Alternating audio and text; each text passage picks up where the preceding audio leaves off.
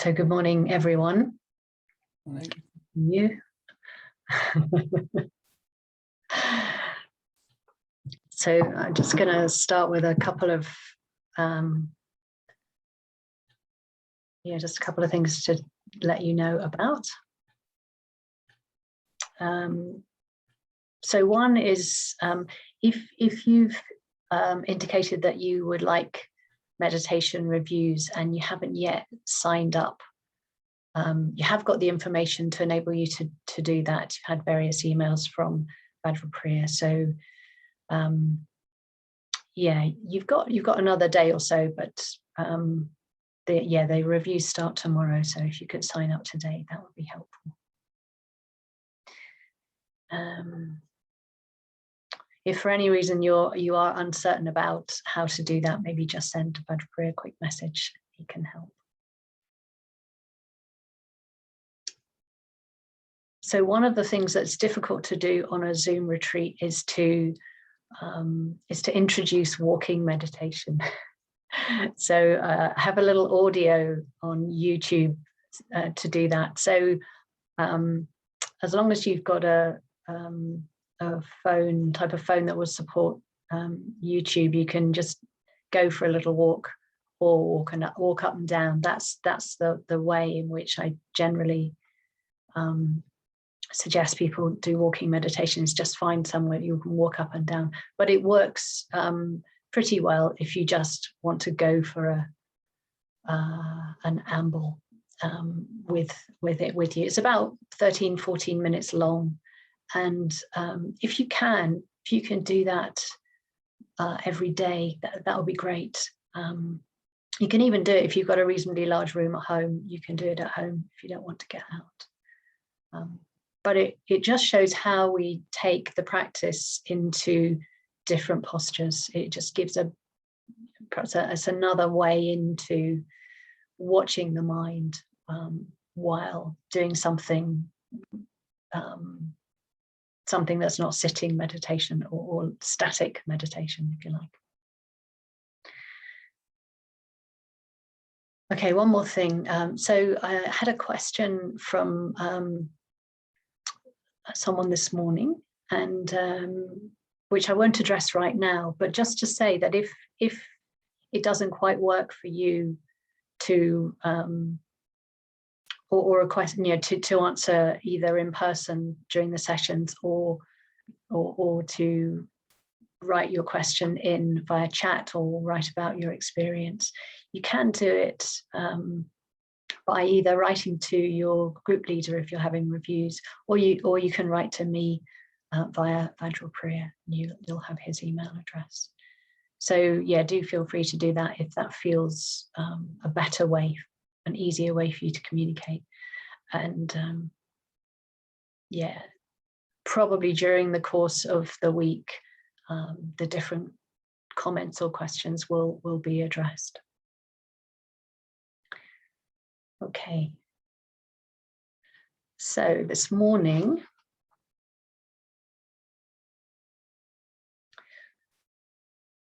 I want to do something that many of you might be familiar with, either through being on different Satipatthana retreats or being at one of my book launches, because I want to look at what I've drawn on for the book launch, which is chapter 2 in the book. So it's how we are aware. The 4 aspects of right mindfulness, so these qualities of mind that support mindfulness. But I want to start with something else, which, if you like, is another way of supporting the mind, a way of supporting practice, and it's in relation to something called resilience. It's being talked around quite a lot these days. So I've come across Rick Hanson in the last year. He's a meditator, and I think he's either a psychologist or a neuroscientist, or possibly both. Very well educated. Anyway, he has this lovely analogy for practice. It's his garden analogy. So he says that in practice, we're either being in the garden, we're digging up weeds, or we're planting flowers. Those are the three main things that he thinks that we're doing in practice. We're just being in the garden, being with the garden, digging up weeds. So this is akin to the more sort of difficult sort of aspects of our experience or difficult habits, or we're planting flowers, if you like. We're experiencing the fruits of practice through the flowers that we plant. And his approach is he's mainly about planting flowers. He's mainly about resourcing the mind and creating resilience. And so I was thinking this practice can be quite a lot about being with, it's almost a combination of the first two. It can be a little bit like being with the weeds that we find in the garden, being with our experience. It's not always easy, and I think just being prepared to be with what's happening in our own minds. Well, it's something that we spend a lot of time avoiding one way or another, largely through reaching out to things that very nicely distract us from perhaps the simplicity or what we might experience as the dullness of our own experience, or just the difficulties. So resourcing the mind can be a helpful thing to do. So through the retreat, you might do a few different exercises drawn from some from Rick Hanson and others from other people I've come across in the last 2 or 3 years. So we'll start off now just doing a very simple one. So yeah, maybe look away from the screen if you want to. It's just going to take a couple of minutes. It's called Growing the Good. And there's a strong relationship to mindfulness with this particular little exercise.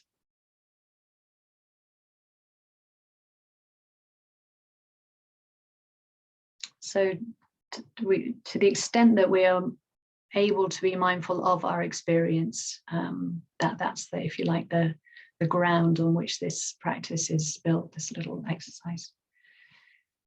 So grow the good. So initially just bring to mind a beneficial moment, a good moment, a beneficial experience. It can be quite small. Maybe it's just a few moments of joy, looking out the window, little communication with someone. Just bring that to mind, a good moment, in however small a way. And secondly, feel it in the body, really feel it in the body.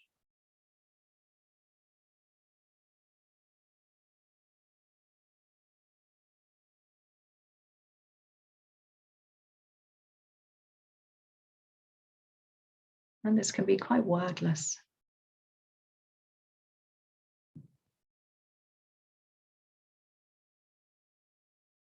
And then thirdly, just focus on what feels good about it. What's rewarding about this experience as you feel it in the moment.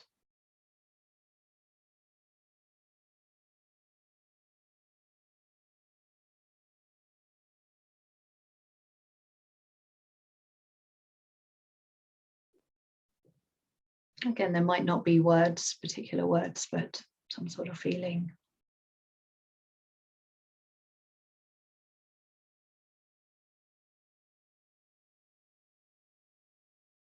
And then let it go. Just let it go.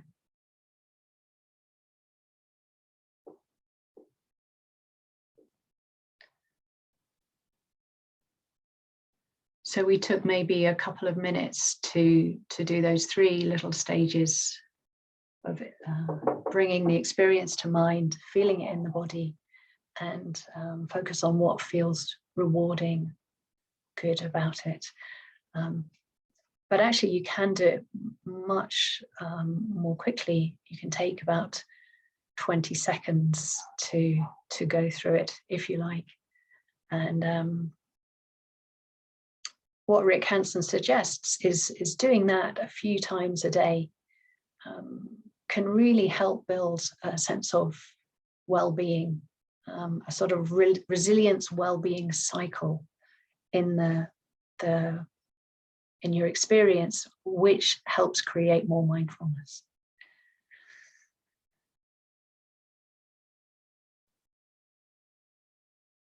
Okay. So we're supporting the mind to practice. We're supporting the mind in different ways.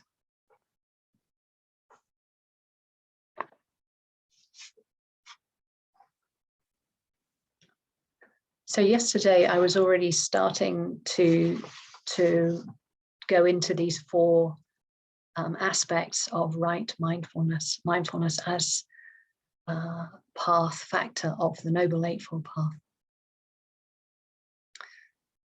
So I want to just say a couple more things about Sati, or mindfulness, and Atapi, which is that quality of right effort, but spend more time talking about the other 2 factors.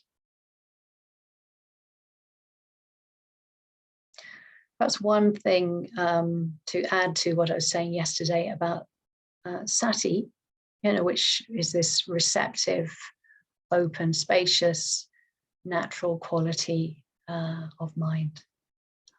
This is what we're looking at is the how we're aware, the quality of the awareness that we bring to experience, and how there are helpful qualities. So this spaciousness in the mind, or this receptive aspect of the mind, is supportive to awareness, supportive to being able to take in what's happening in an unreactive way. Often there's some sort of reaction to what we're experiencing. Either we like it, so we maybe lean into it a bit, or want it to continue in some way. Or we don't like it, and there's some sort of resistance to what's happening, disliking arising in the mind. Or we simply don't really notice. There's a sort of non-registering of what's happening. We're not really present to what's happening. So we're looking to have this quality of mind that's simply able to be with experience. And that sounds very, very simple. It is very simple, but actually the habits of the mind are such that it doesn't necessarily happen very often. We're more often in one of those 3 other modes, which we can relate to craving, aversion, and delusion. So cultivating this non-reactive mind that's to some degree impartial. It doesn't pick and choose between what's happening and something else that it prefers, or something else that it's trying to get rid of. There's a willingness to be with just what's happening. And there's an image which I quite like, which is that of the naturalist working in.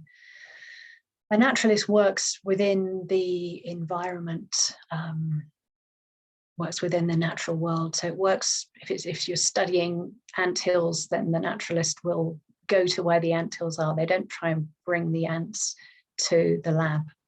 And that's what we're doing with the mind. We're looking to observe the body-mind in its natural state. And that involves having this quite relaxed attitude towards what's happening. It's very, very easy to manipulate our experience, to try and interfere with it just a little bit, so it's more as we want it. There's maybe an attempt to sort of minimize suffering and to maximize pleasure, and that goes on, I think, quite unconsciously quite a lot of the time. But with awareness, we can become more conscious of more of those habits that go on.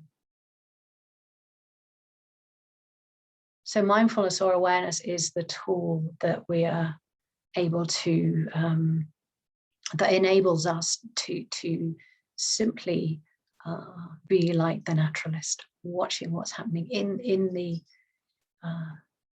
habits, the choices, the different environments that the body-mind prefers, where it makes its nest, all sorts of little things like that. Yes, so the naturalist watching things in the natural environment, and this sense of impartiality, that awareness, it's not the job of awareness, it's not one of its qualities to pick and choose. It registers clearly what it knows, clearly what's being seen, what's being noticed, but not with some sort of an agenda to change the objects.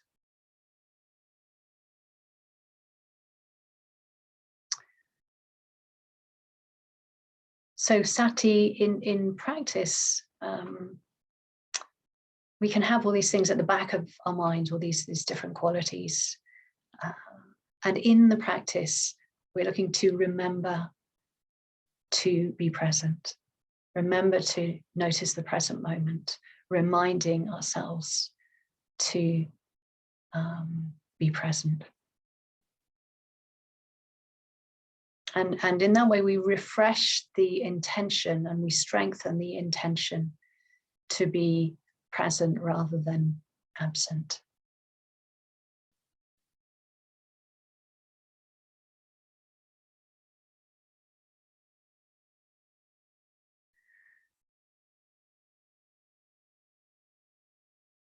Okay, so a little bit more about Atapi. Atapi is the word that's used, and it's often translated as diligent, which I think has its limitations, but it does give a sense of keeping going, that sort of patient steadiness, a persistence in effort. There's another word I think that's more commonly used, which is ardent. And ardent, quite like it has a flavour of the heart in it. And tapas is related to emotional engagement. It's related, I think it's Vishvapani who translates it quite poetically as heart wish, the heart wish. And that's very attractive, I think. I think that's, if we have that sort of attitude, in the mind, there's sort of an open emotional engagement with whatever is happening in the experience. That, if you like, that's the lens through which we're viewing experience. Is it sort of can, if you have a sense of mindfulness being a bit cool, I think this can really sort of help in a way convey its warmth, actually convey its it's almost a loving attitude towards what's happening.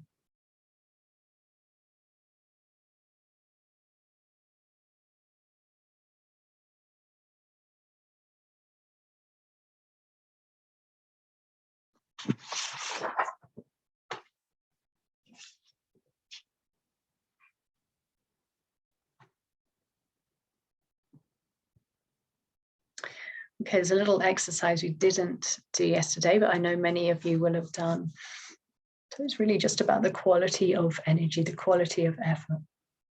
So I'm going to suggest that you put your hand, you don't have, I've got mine up quite high so that they're on screen and you can see them, but you can have them in your lap if you like. Just your hands with the palms and maybe the fingertips touching. So have your hands together, fingertips touching, and if you like, you can make and sort of break that contact every now and again.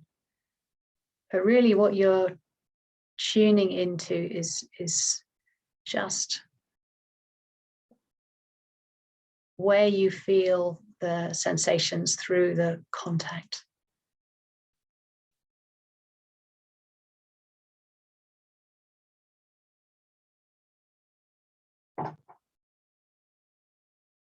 And in those moments when you're present, just consider consider how much effort it takes to know those sensations.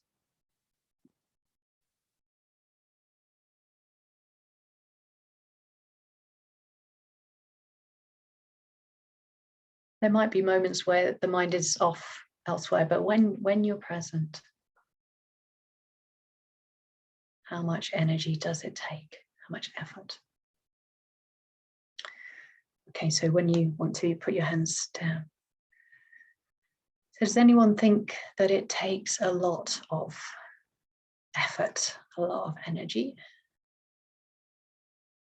I can only see the first page, so Vajradevi, maybe you can flick through and see if there are anything other than shakes. Anyone think so? It doesn't seem like anyone thought it took a lot of effort. Anyone thought that it took very little effort, in fact almost no effort at all? Yep, a couple of indications, thumbs up, jolly good.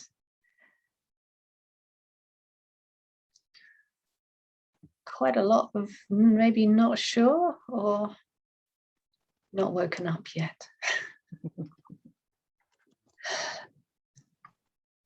Generally, the feeling is that it actually takes very little once we are present, takes very little effort, and that exercise you can bring it to mind in the practice. Even sometimes put your hands together when you're formally sitting to help reconnect with that sense of how much energy is needed here, and how much of something we touched on yesterday, how much of that sort of trying energy is there, and it's actually not necessary. It's unnecessary effort. Some of you might know Vineyya in Cambridge, and he's written a book about relaxation, and it's either Qigong or Tai Chi. I can never remember which. But yeah, he's one of his main sort of ideas is of reducing unnecessary effort. It's like a relaxing back, a settling and releasing of effort that's quite redundant, really. It doesn't actually, the more isn't better in this case. More actually is more likely to contract our attention or produce a little bit of strain. But really, as the minimum effort to and still be present.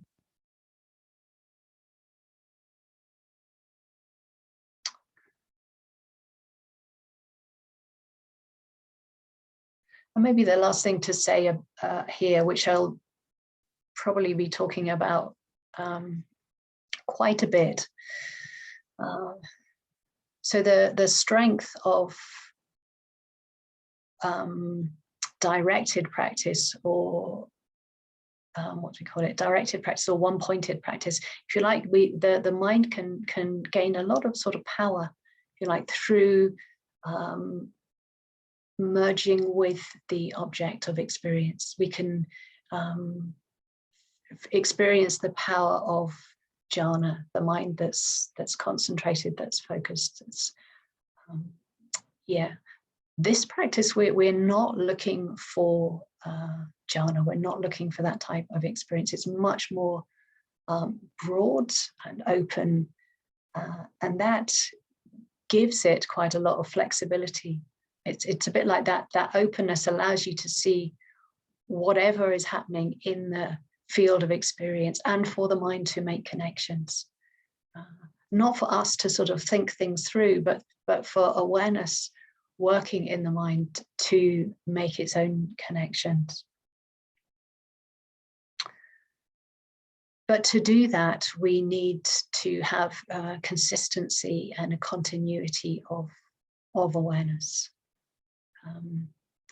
It's like we're trying to see the whole picture, and we can't see that if mindfulness is sort of stop, start, or on, off. We miss bits, and then the mind is very good at guessing. Perception is that's part of its task. It's to guess, make a best guess, or delusion is very good at making assumptions and about what might be happening, and saying, well, this is what's happening. But we're looking to know directly what is happening, how is the mind working, how are the mind, body, and heart interrelating. And to do that, if you like, we need to recognize the guesswork and the shortcuts that perception's making as that, and stay with what's actually happening moment to moment. So the strength of this practice comes through continuity that builds momentum, and that enables mindfulness to be with us more of the time. So that's the job of right effort, is to use this very small amount of energy or effort, but very, very regularly, really tuning in, more and more tuning into the present moment. So it's not a building up of something, it's like a tuning in, a dipping into a stream of awareness. Okay, so that's just a little bit more about the two Sati and Atapi we looked at yesterday. So the other two, not such easy Pali names, this next one. So Vineyya, abhijjha, domanassam, samanassa, free from desires and discontent in regard to the world of sense experience. Free from desires and discontent in regard to the world of sense experience. So different people use different words. I think some of you will know Divan, and Divan talks about removing longing and misery rather than being free from desires and discontent. But has a similar sort of flavor.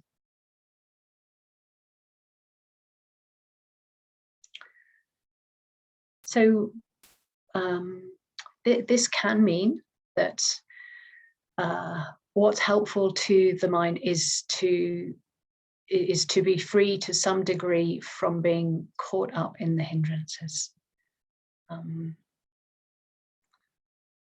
But the practice itself also helps the mind become freer from being caught in the hindrances. And you might notice that I'm not saying the mind is completely free of the hindrances, but it's free from being caught. There can be if there's a very crucial difference between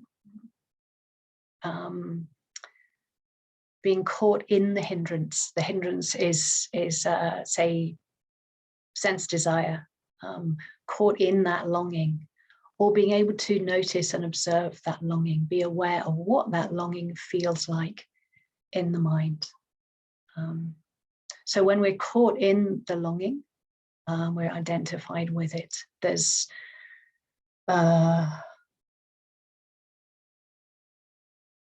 it's difficult for awareness to get a footing, but when we notice that longing, craving is in the mind, even when we notice that there's some identification with it, there's a lot of energy caught in it, but if awareness is there too, then that's okay. That's a sort of workable situation.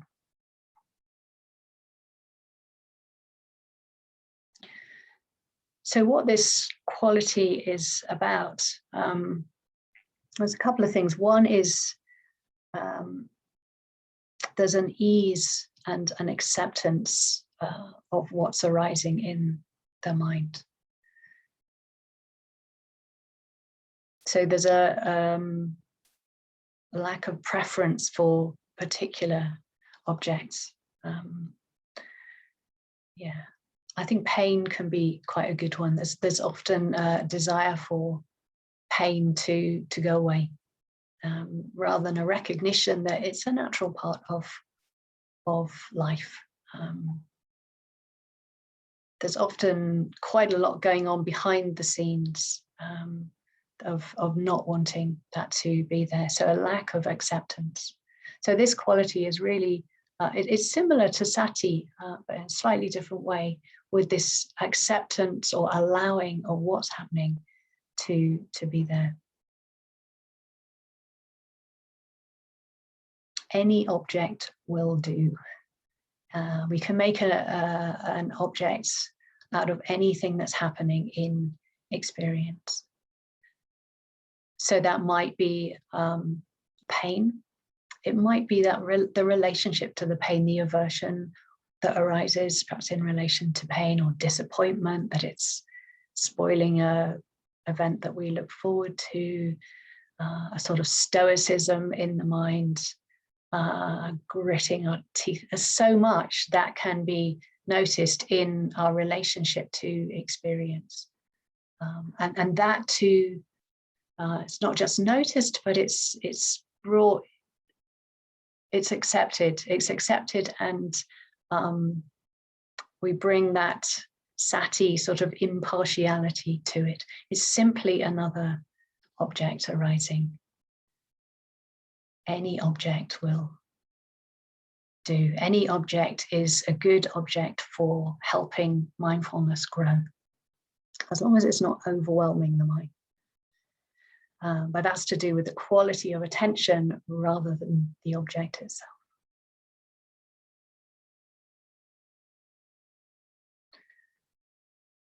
So I think this is really, really significant quality. There's a certain sort of independence from the experiences that we're having. There's a certain sort of freedom from from maybe sort of difficult experiences, or maybe very beautiful experiences, or experiences where that can give rise to a lot of craving.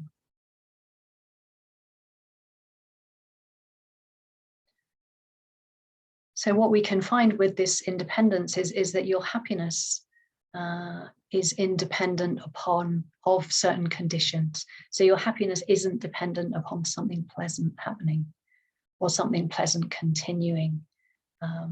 But equally, your happiness isn't dependent upon something unpleasant stopping, going away.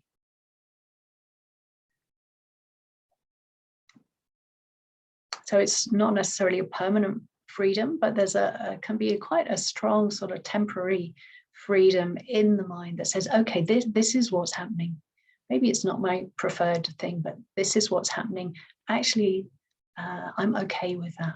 I'm absolutely okay. It's like the mind is bigger and freer than the objects arising in it.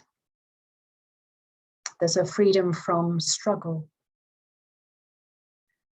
fighting with what's happening, either to make it last longer or to make it go away quicker. So there can be quite a feeling of contentment in the mind. So that's that free from desires and discontent. What we are left with is a sense of contentment and happiness in the mind.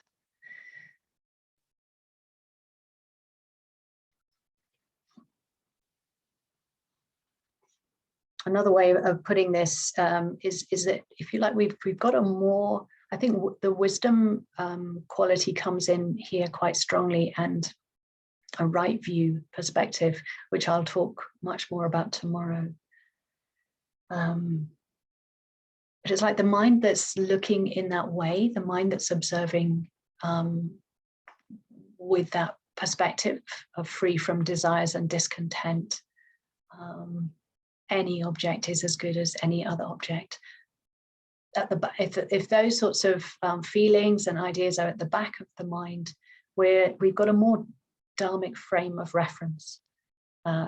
It's more dharmic than worldly in those moments. We're not looking to samsara in quite the same way to meet our needs, to fulfill us. Actually, it's the quality of the mind itself that is fulfilling in those moments, that is nourishing, and that is reducing the suffering. And I find that quite exciting. Whenever there's that clear sort of Dharma framework is there.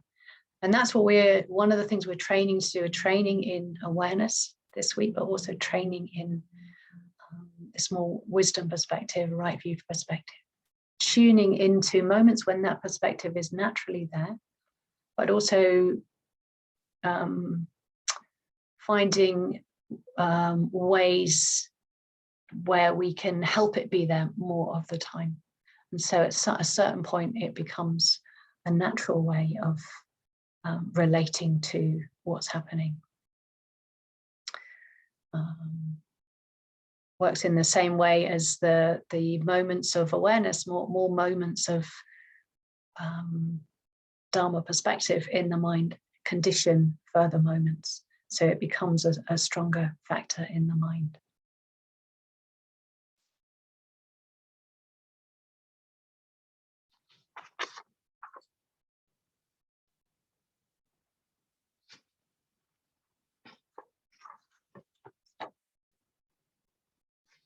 Okay, so the fourth factor is also it's a wisdom factor, but it's often I'm presenting these as if they're separate, but they're not. They're facets of mindfulness. They're all facets of mindfulness which we can sort of pull out to have a good look at. But this last one is sampajana, or clearly knowing, clearly comprehending what's happening. And this is often used as a compound term, Sati sampajana, used together. Mindfulness and clear knowing, clear comprehension of what's happening.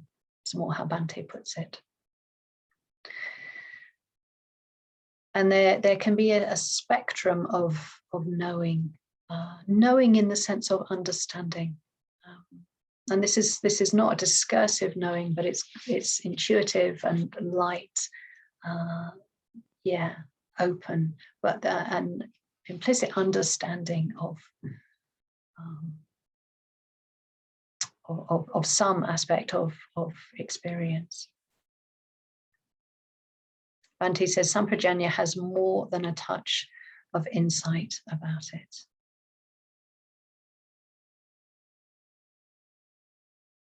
And what it does is it doesn't, it's not that we necessarily know more about the objects of experience. Yeah, there's the breath and the sensations of the breath. It's not that with strong sense of clearly knowing, we only know more about the quality of the breath. It's more that we understand the nature. So it's a different sort of understanding. It's to understand the nature of a breath. Nature, that its nature is insubstantial. Its nature is of change. Perhaps there's the understanding, again, staying with the breath, that this breath has never happened before.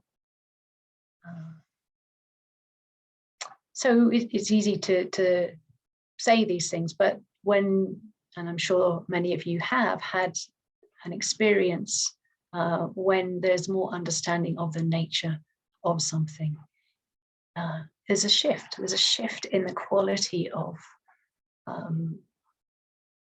the mind. There's a recognition of that understanding. Some understanding has happened.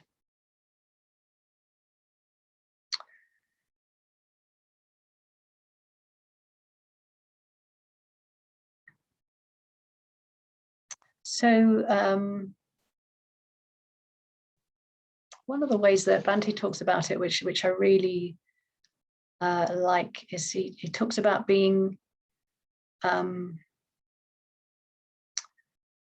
this clear comprehension of purpose. It connects us to our overall sense of a spiritual direction. And he says, without it, we can lapse into a spiritual unconsciousness, which is slightly chilling, I find. But it's probably, where a lot of us are quite a lot of the time, is in spiritual unconscious, to the extent that we're that the wisdom mind is not up and running to some degree. The unconsciousness of delusion will be where we are.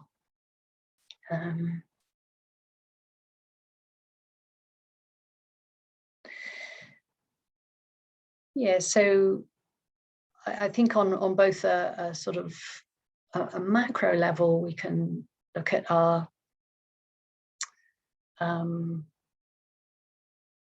spiritual direction. We can have a sense of the spiritual direction. Is what's happening now, is how I'm living my life in accord with my overall spiritual direction and purpose, or not? And looking at it in that way can help us make choices. But we can also very much use it in the practice as to what's happening now.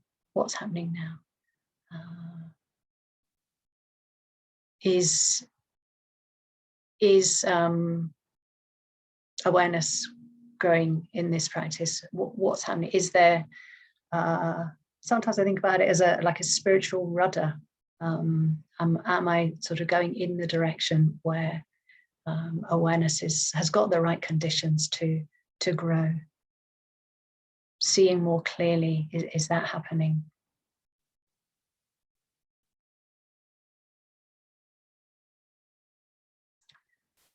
So sometimes we can use questions. I don't suggest that you use a lot of questions, but it can be really helpful in terms of if we don't quite know what's happening in the practice. Maybe there's some vagueness or some unclarity. Or sometimes also when there's a lot of thinking, we're really caught in thinking or in a strong emotional state. You can say, what's happening now? What's happening now? What's needed now? And this comes under the remit of the first two sampajanyas. There are four levels of sampajanya. So the first two are understanding this overall spiritual purpose and whether, if you like, we're in line with that in a macro way or a micro way. but also understanding what would be helpful here, what would be beneficial to do in this moment.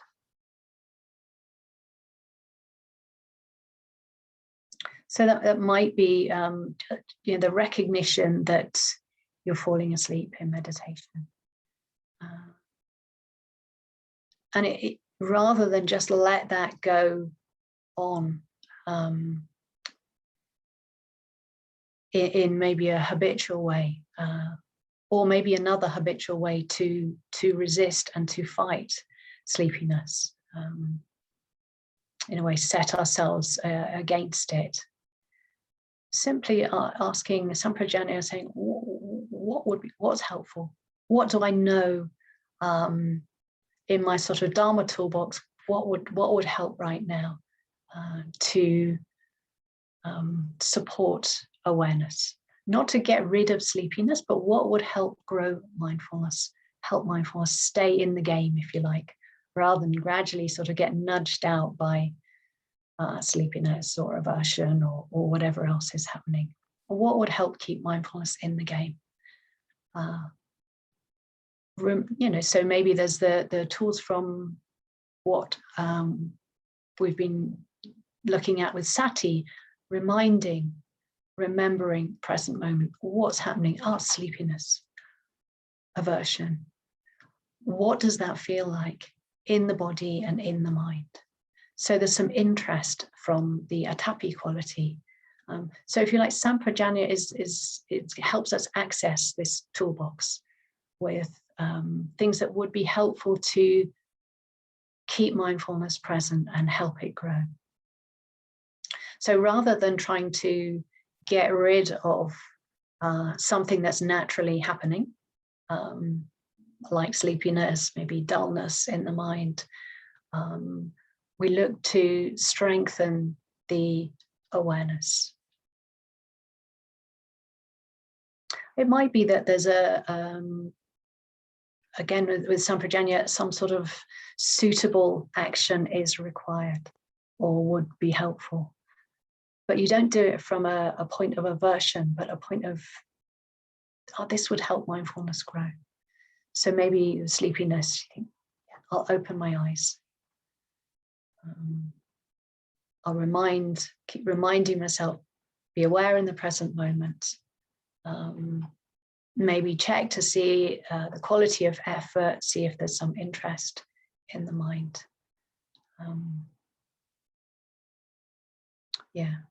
So one interesting thing about sampajana is certain teachers, and Sayadaw U Tejaniya in Burma is one of them. He relates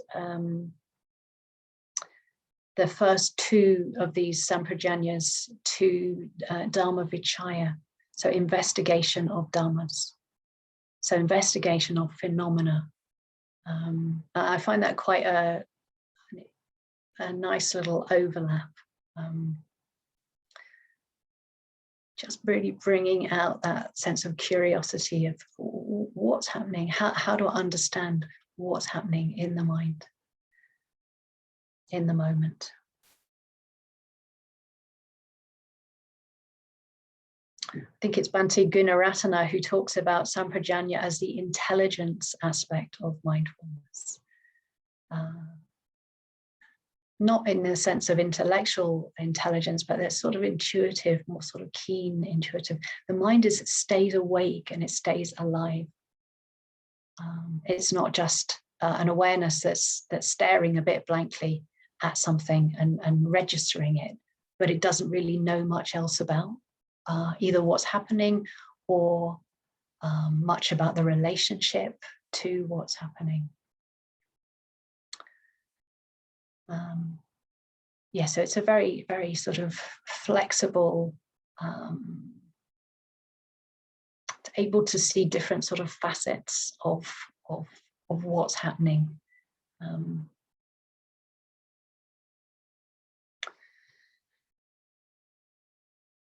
So that's a lot of words. but overall, hopefully maybe the facets helps not sort of think, oh God, I've got to remember that and that and that and that. But there's lots of different facets that can maybe come to your mind at different times, different words that will help illuminate. They're all about how to notice in a helpful way what's happening.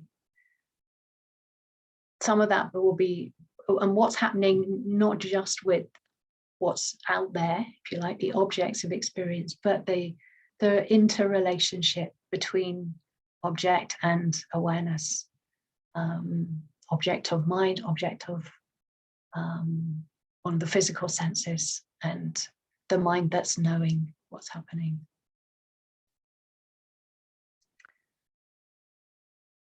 Okay, so I'm going to stop there. How are we doing for time? Okay, any thoughts, comments, questions before we have a little break?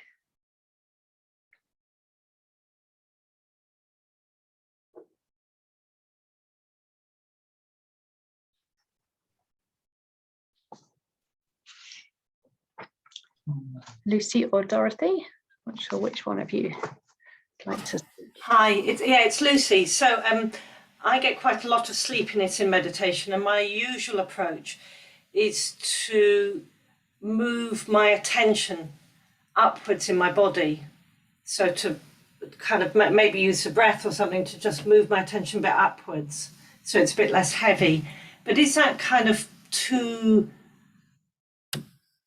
is that for this type of practice, is that too kind of cutting out the breadth of it?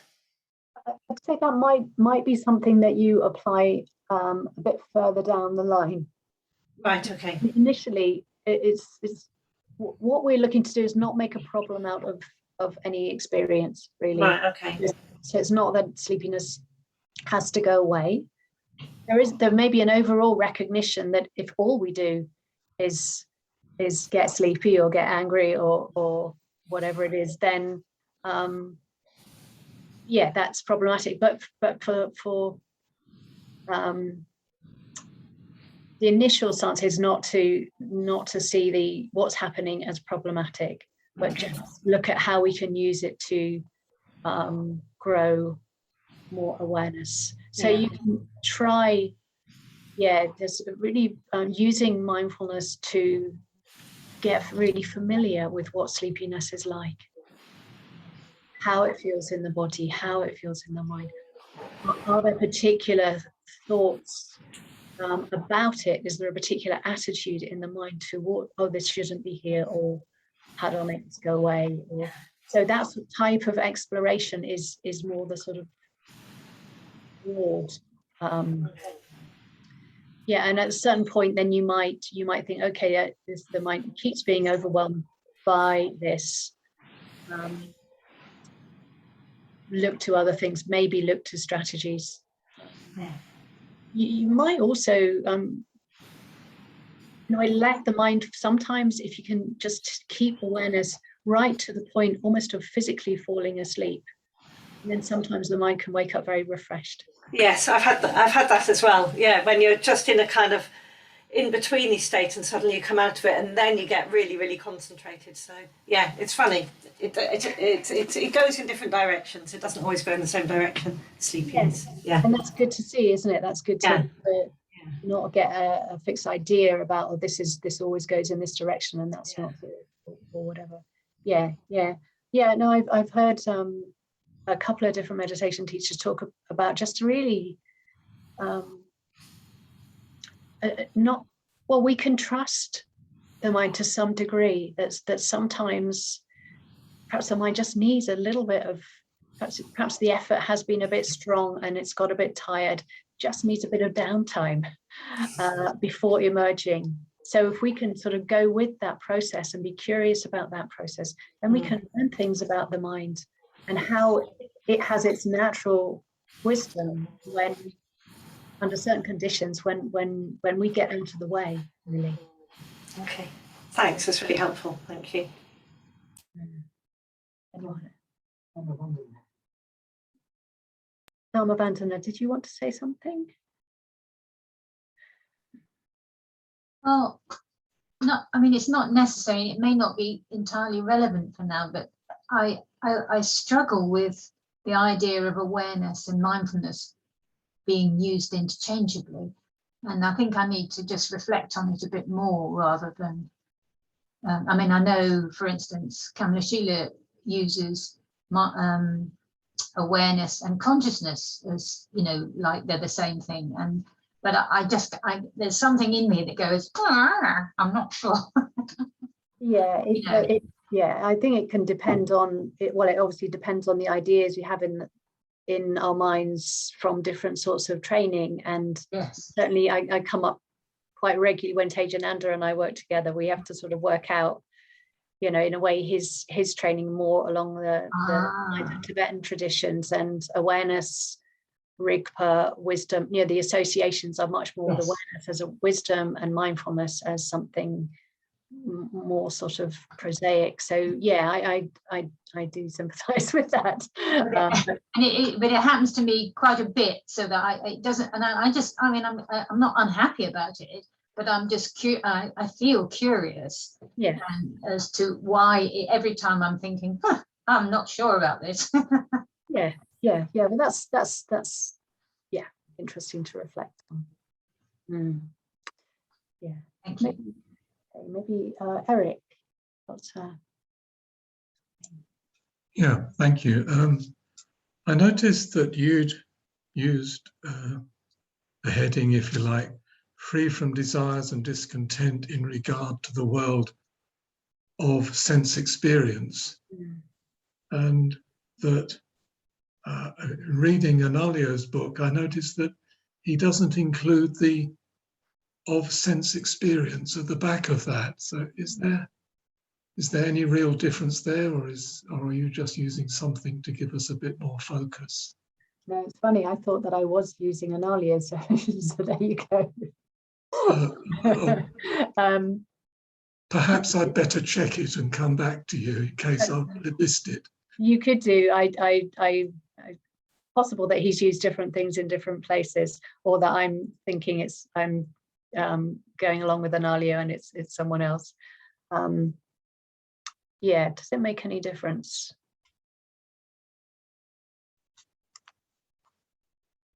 I should think it just makes it a bit more specific, really. It's making it clear that what is our experience outside of the senses, the six, especially if you include the mind sense. In a way, maybe it makes clearer the ideas and assumptions that so we weld together, if you like, to create something else, to create a sense of self, whatever. But maybe it's just pinning it down. I don't know. It's a question. You do your research and I'll do my research as well, and we see what we come up with. Thank you.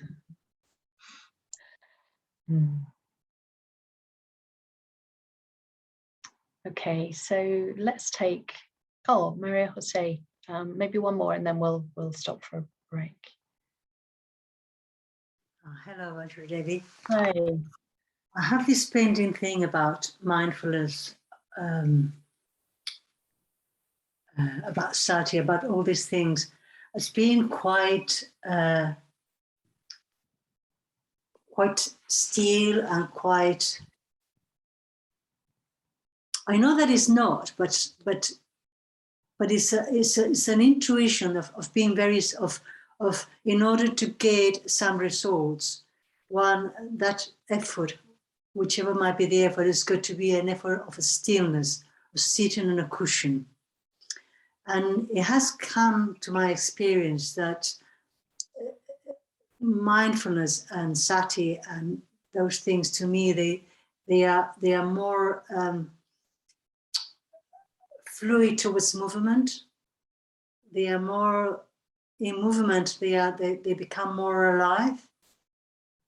And I was talking about this with a friend who is a psychotherapist, and I was trying to sell her a bit the mindfulness thing. And she actually brought this to me again, and I thought, oh my God, yes.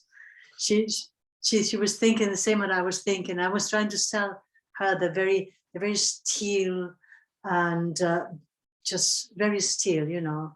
You still the mind, you still the body, and things happen. So, and for me, it's more like you move the energy of your body. You get movement going, and things happen. What do you think?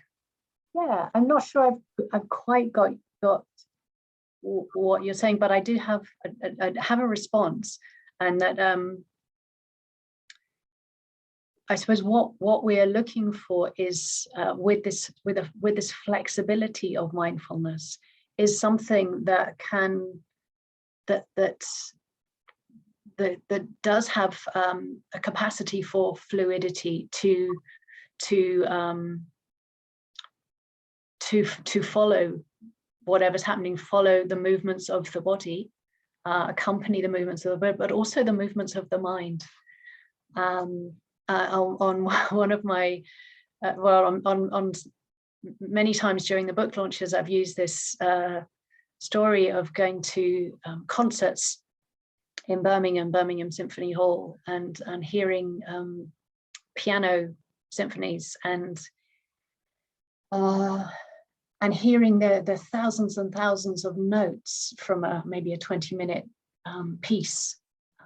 And when the mind is relaxed and present and settled back, it can quite effortlessly take in all that movement, all that. It's a different sort of movement, isn't it? It's a movement of sound, and it's a movement of the mind being able to take it in, you know, without trying to follow, it would be exhausting to try and you know, follow each, but just taking it in. The mind really has that capacity, which is quite amazing. And I think that's partly why this type of more receptive practice enables us to accompany movement, whether physical or you know, through any of the other senses. Yes. So yes, when the senses can be in action. So for me, I walk every day, so the senses become very alive, and my body becomes very alive, and that's when I can, when mindfulness and awareness are enhanced, become more and more enhanced, and with great ease. Yes, with great ease. And I can, and everything happens, you know. Yeah. And I think for some people, movement is mindfulness is more accessible in movement than it is in stillness. I do think that's maybe just some of us are just built in that way. But I think there is also some sort of brain research that talks about the two hemispheres of the brain, that in movement there's more sort of connections between them. I don't know if that has some sort of an effect, but I've heard that. But I also I remember telling U Tejaniya in Burma that I felt I had some of my most my aha mindful moments, you know, so mindfulness obviously working quite well, some degree of right view insight there, and I'd have these moments of clear seeing when I was cycling, and he was not surprised at all. And you know, he said something about when movement's happening, you know, sometimes the conditions are right for certain people more than with a lot of stillness, which maybe introduces more tension for some people. So I'd say, you know, we use what works for us, and we try and extend into other areas, because it's useful to be able to, well, we need to be able to take mindfulness through whatever we're doing if we want to have some continuity. But yeah, use all the postures that you can, and that will really support taking mindfulness through. Lovely, thank you. Okay, let's have a bit of a break. Sorry, Tim, we haven't got to you this time. I thought you were unmuted before, but another time. Let's come back at 10:02. We'll start sitting at 10:02. I'll lead us through practice.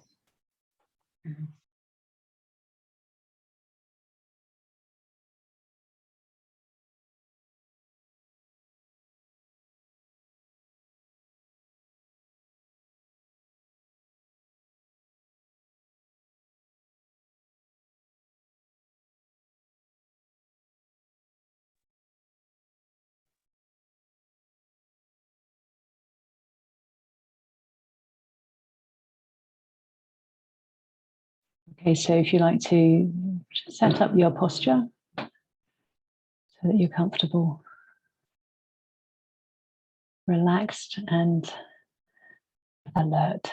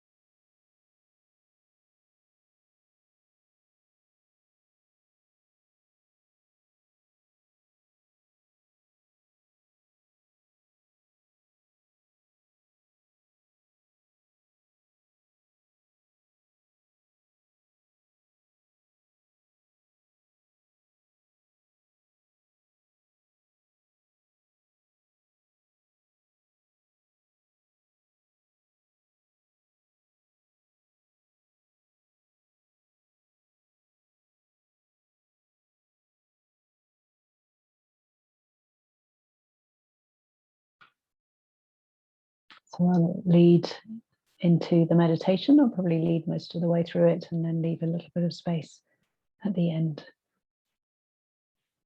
And I'll read a short poem just after I've rung the bell.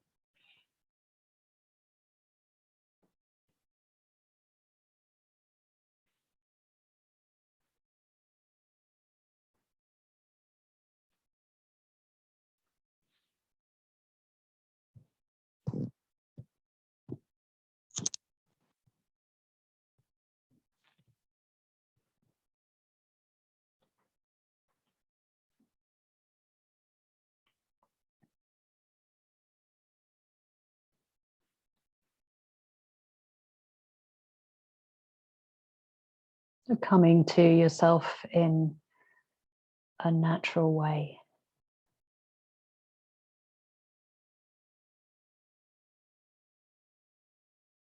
Without an agenda of how long or how quickly that should happen.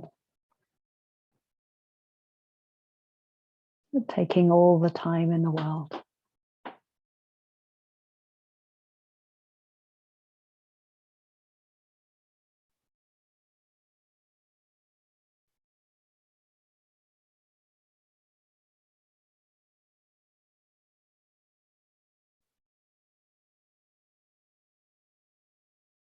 If you sat here for the whole of the practice,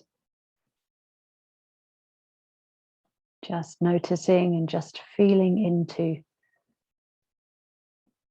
that process of settling, becoming present, that would be good practice.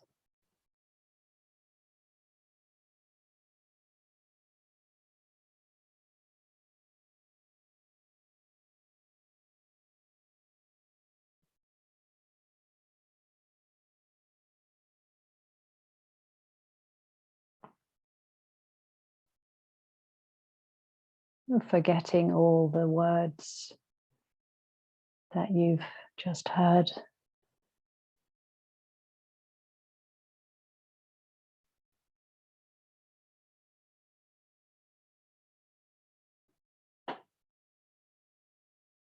Letting them filter in their own way.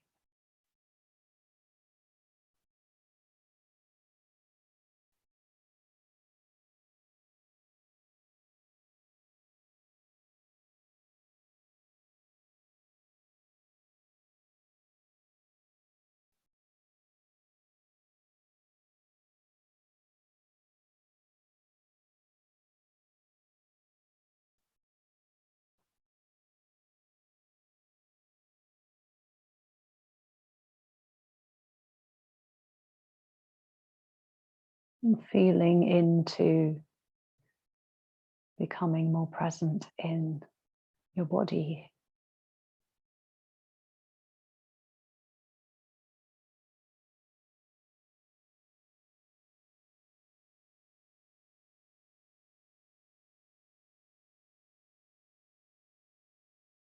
There might be slight changes in your posture you want to make.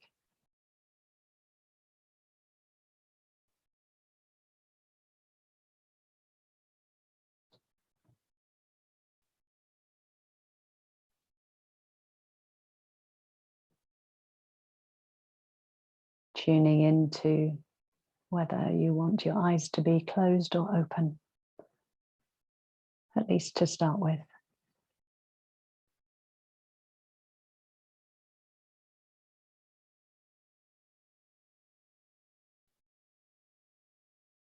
Mindfulness in the present moment goes against habitual behavior.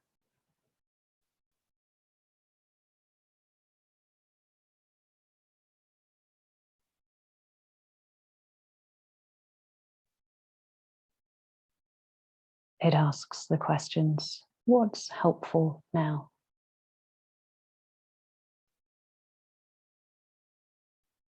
What supports awareness now?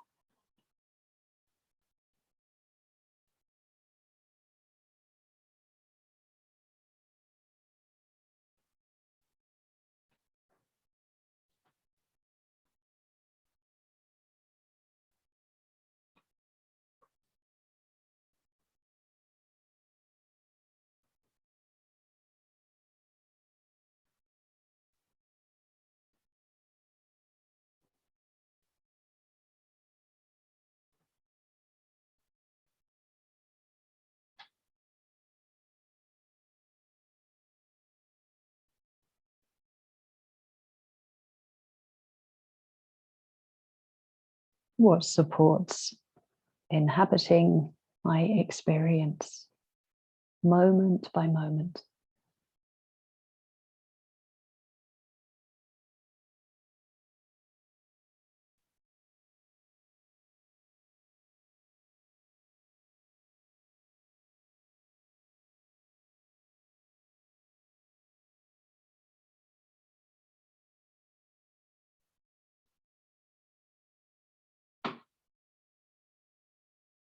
And we don't ask these questions looking for an answer necessarily, but to invite curiosity.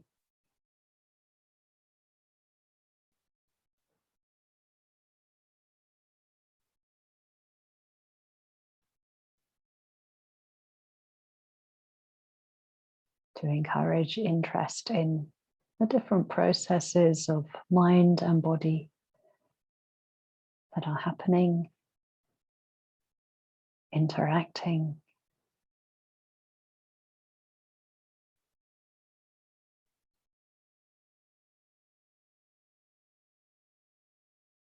Arising, persisting for some time, or maybe a very short time, and ending.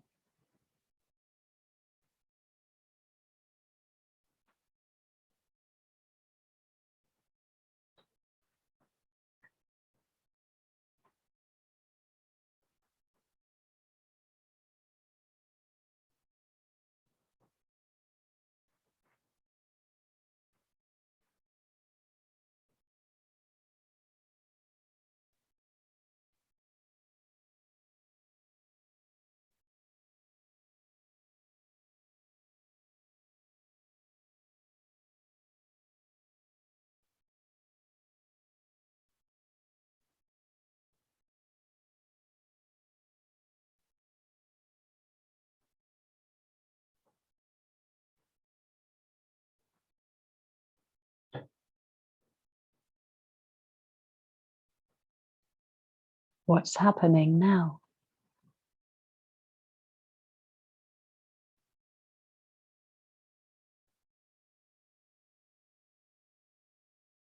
Perhaps hearing is happening, or seeing is happening.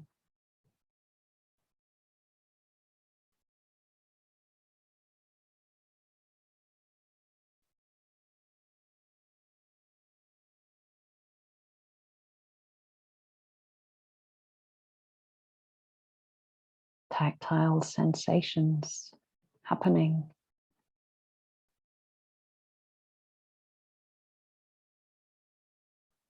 Happening and ending.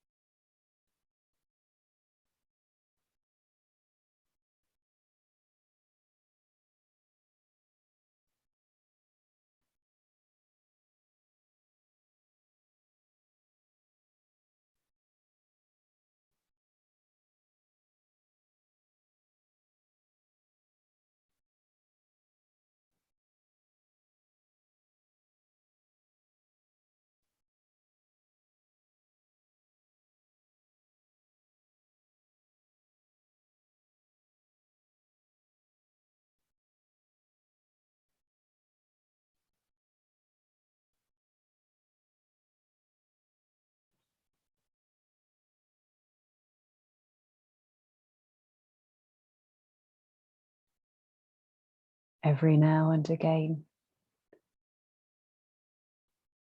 checking if awareness is present.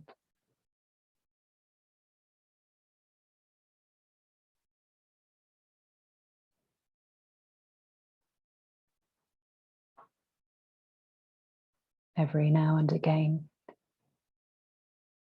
reminding ourselves or remembering, am I aware in the present moment?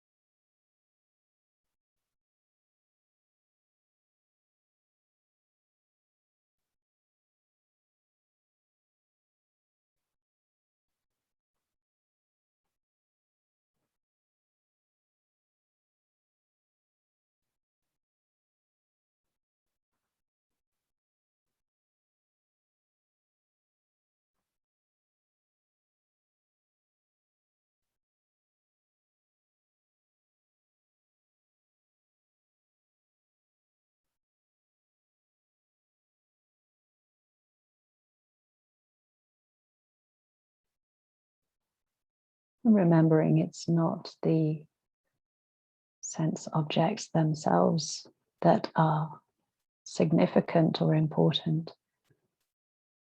but the quality of mind that's aware, that's noticing what's happening.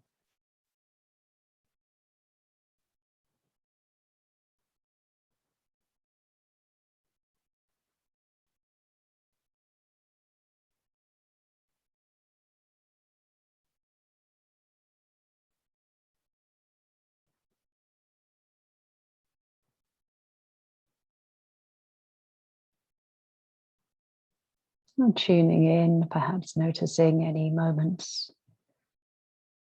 where the mind feels natural, relaxed, settled back.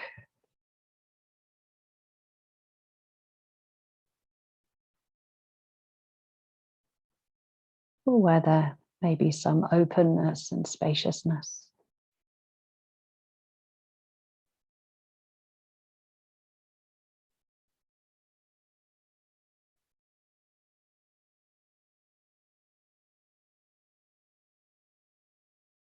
attentiveness without hypervigilance.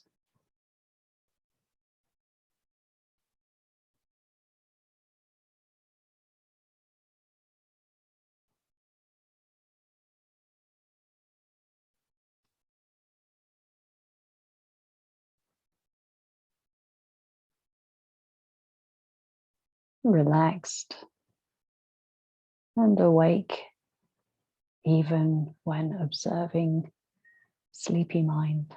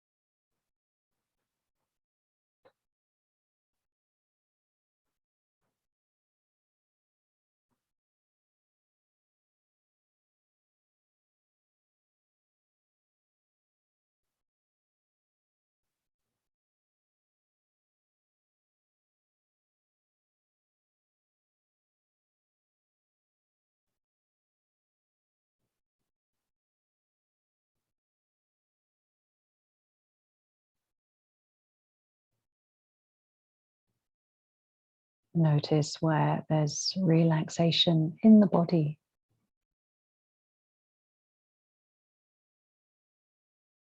And where there's relaxation in the mind.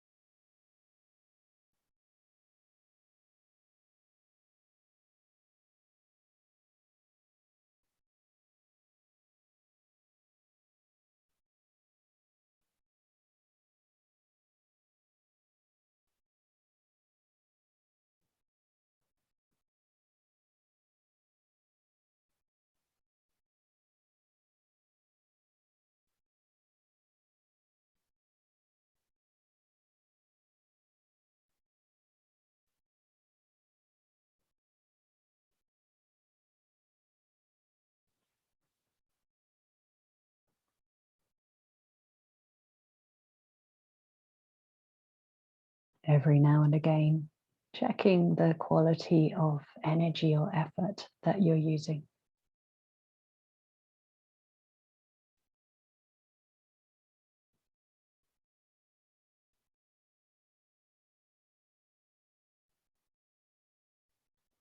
Remembering the quality from when your hands were touching, fingertips were touching.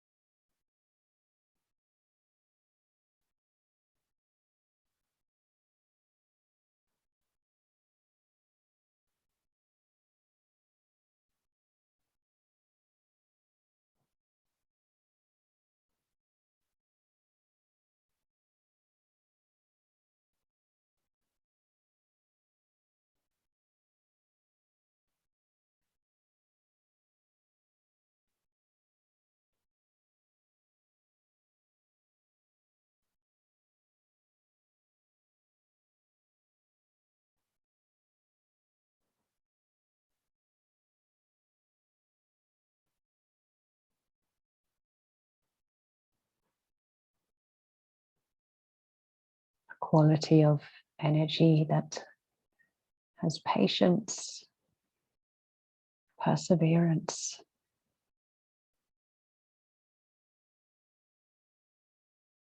energy that helps establish stability and flexibility of mind.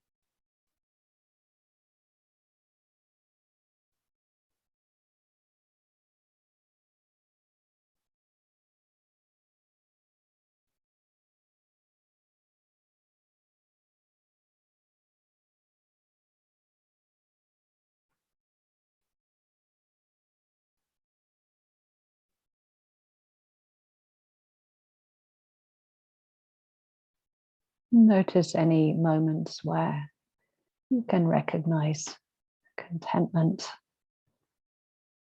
in the mind, contentment with whatever's arising.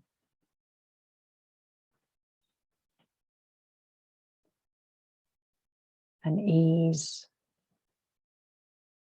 a lack of struggle.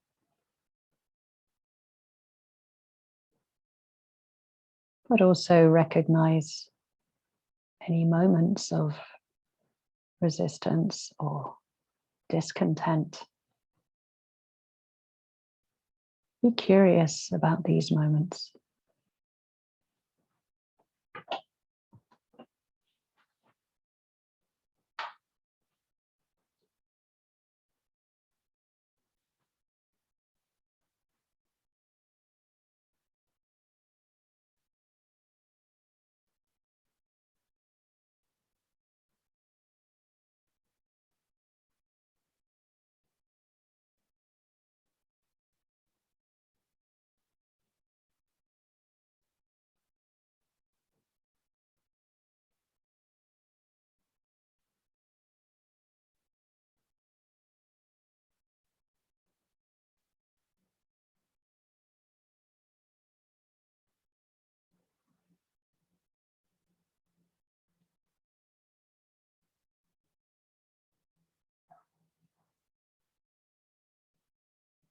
And clearly knowing, and clearly recognizing what's happening in the body-mind. Recognizing if we're getting a bit overwhelmed by some aspect of our experience.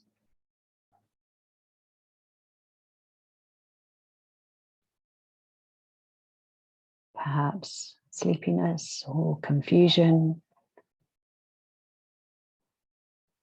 wandering thoughts.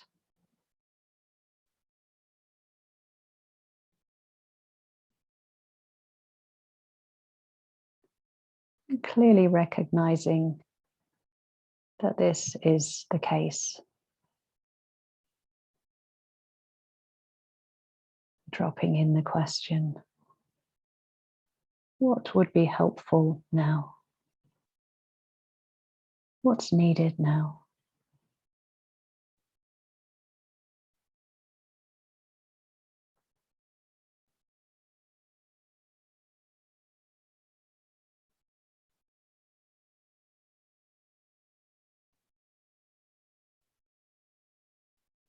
What would support awareness with this particular object in experience?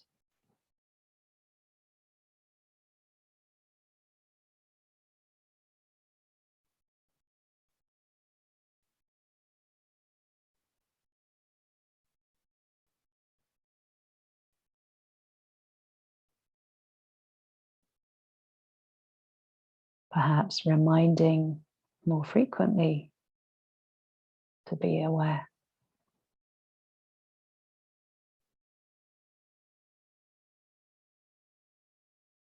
Or settling back into relaxation, relaxing into awareness, to change the relationship to the object a little bit.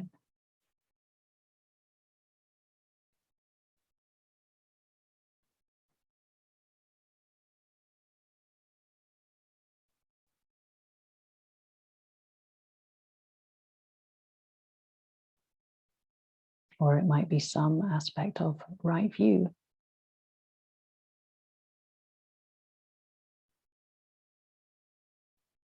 Reminding yourself that whatever is happening, what's more important is the quality of awareness that we're able to bring to it.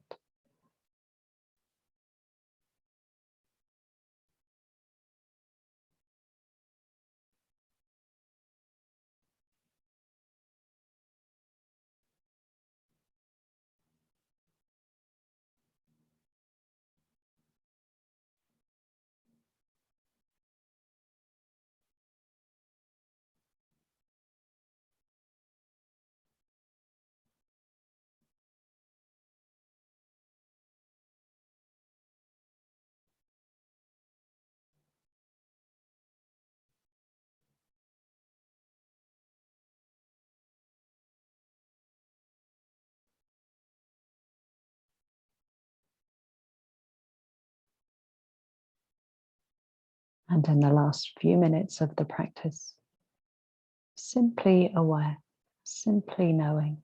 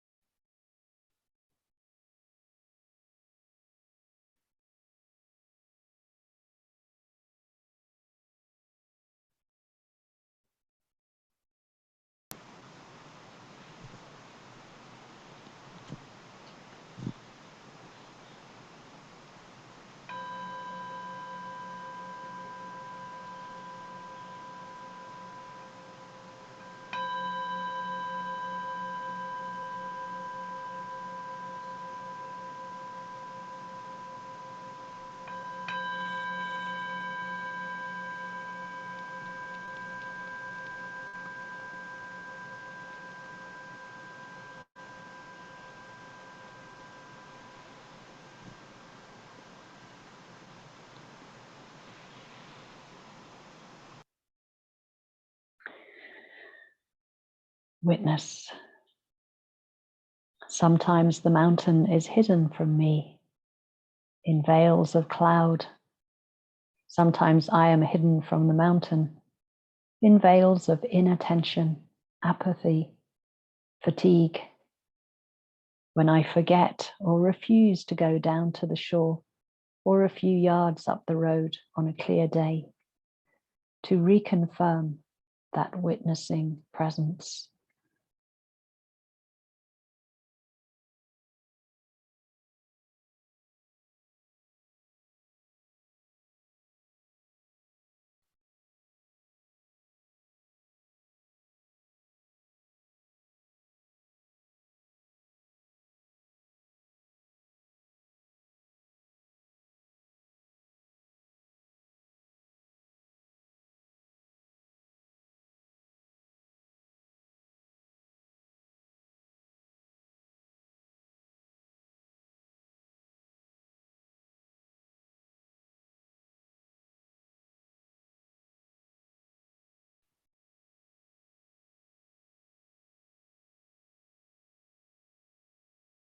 So we have a few minutes before the end of the session.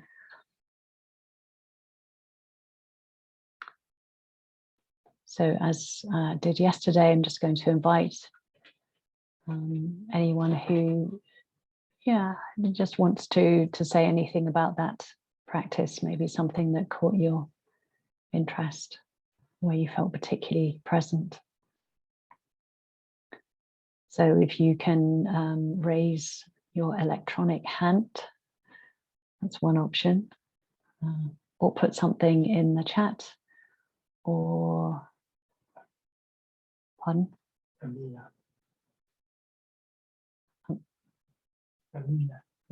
Omila, sorry, there you go.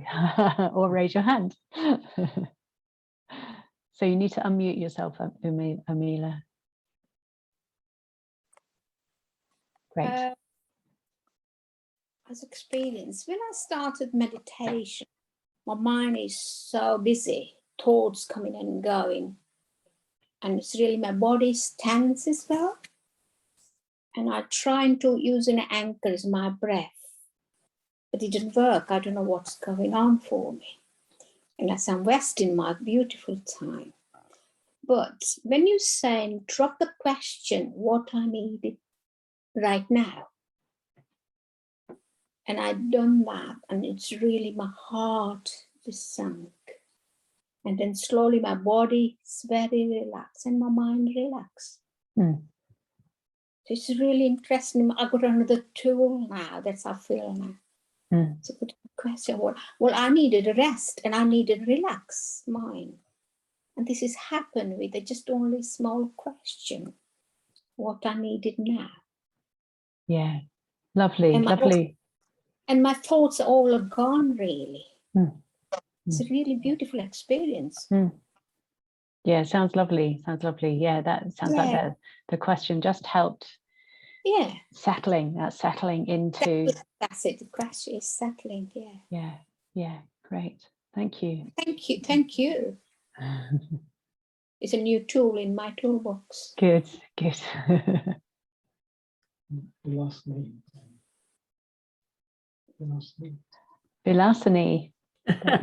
Hello. I was feeling terribly tired, and I thought, oh, I can't be aware I'm too tired. Then I thought, oh, why can't I be aware of being tired? What's it like to be tired? And so throughout, and also I know that I fall asleep through my hands are the first part of my body to fall asleep. And usually it just goes up my body and then I'm gone. But I was watching it so that I could really have my hands asleep, but the rest of me aware of the rest of my body. Mm. And how was my mind when I'm so tired? And I kept saying, don't ask what you can, just watch. And it was a wonderful experience. I was really upset when you woke us up when you brought us back with your Tibetan bell. But it was just, I've never really observed myself really tired. But you can still be aware, obviously.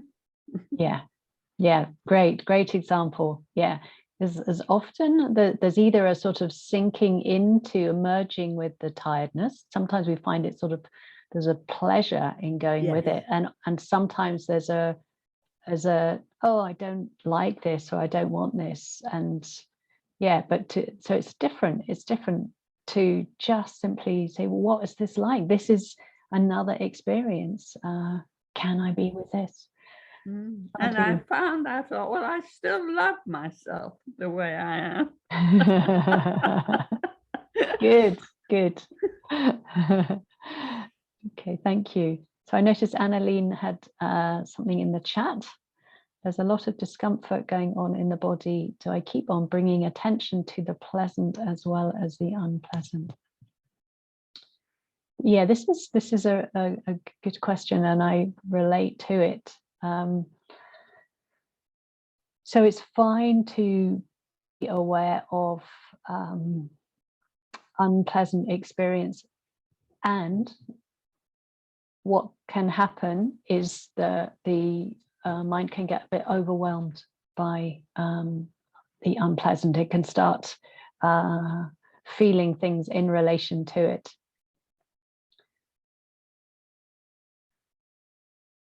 So as long as if you can observe, if you can just notice, oh, what is this experience like? What's it like? Rather than see it through the lens, if you like, of the mental, this is unpleasant, this is unpleasant. In a way, come to the experience fresh. What's this like? What's this like right now? But there are things we can do when the mind gets a bit overwhelmed. It's a bit too much, and I know myself, I have quite a lot of unpleasant or uncomfortable stuff in meditation. So what it can be helpful to do is think, okay, this is a bit much now. It's a bit much for awareness. So let's focus on something neutral in order to give the mindfulness an easier object to help restore it, to help build it up a little bit. So that neutral object will vary from person to person, but it might be that, okay, let's be with the breath, if that's a neutral or sort of pleasant experience for you.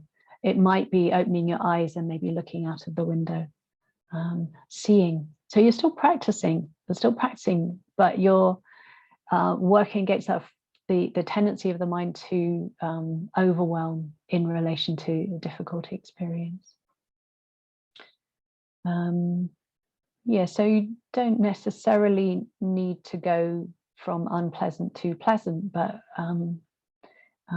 yeah, at least neutral can help in a way resource the mind a little bit more. But it might be that something like looking, practicing seeing is a pleasant experience. I think that's it. Vajradevi was trying to tell me something. I'm not sure what that was. No, okay. We'll leave it there for now. I just say a couple of things about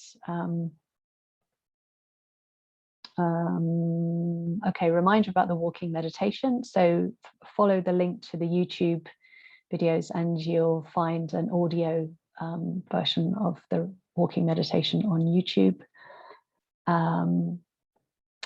Just to let you know, this afternoon, Sampajana is going to leading us in some relaxation. Sampajana is trained in relaxation therapy, and I know firsthand what a wonderful experience it is to be led by her in that.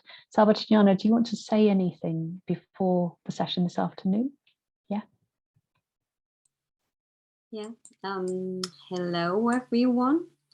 So I just want to say a few things now in terms of, just so that you know what's coming and if you want to prepare your home situation for it. So the kind of practice that we're going to do benefits from a couple of things, sort of external conditions, if you will. One is a relative peace and quiet, yeah, which you may or may not have where you are.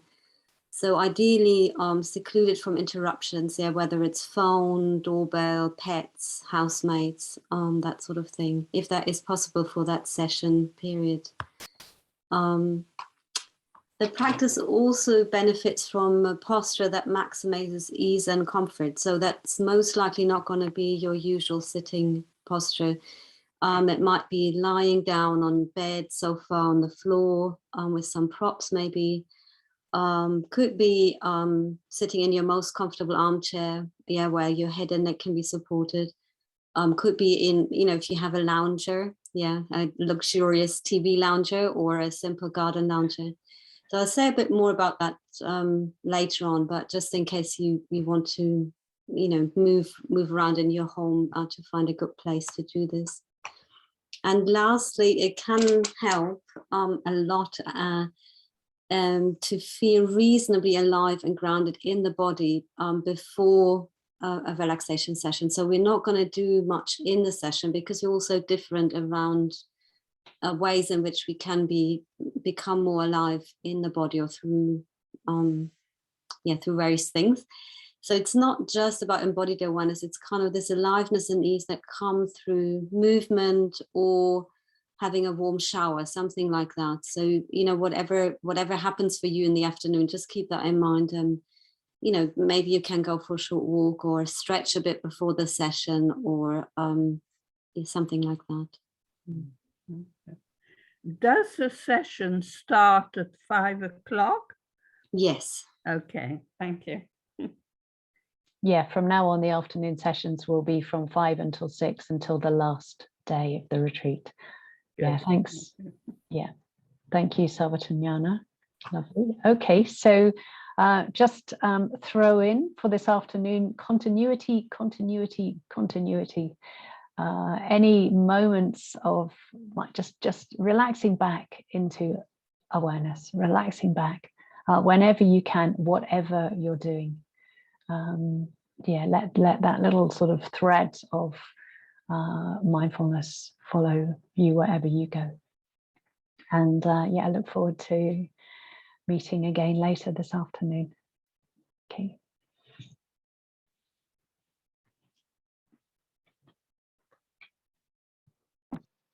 Thank you, Vajradevi.